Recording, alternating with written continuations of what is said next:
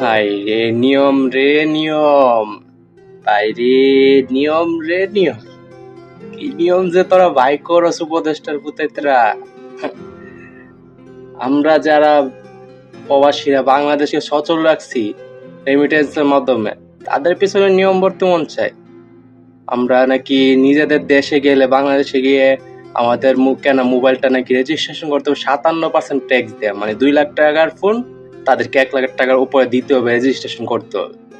ছাগলের ফুতায় টাকা কি মোদা তো আয়ও না রে ভাই, ইতান দায়ে ভাই রে ভাই, ভালো ভাই, ভালো ভালো হইতে টাকা রাখে না, প্রবাসীরা যখন যাতা দিব এ সময় হইতে পারত না, বুঝছো না? ভালো ভালো হইতে টাকা লাগে না মাইন্ড।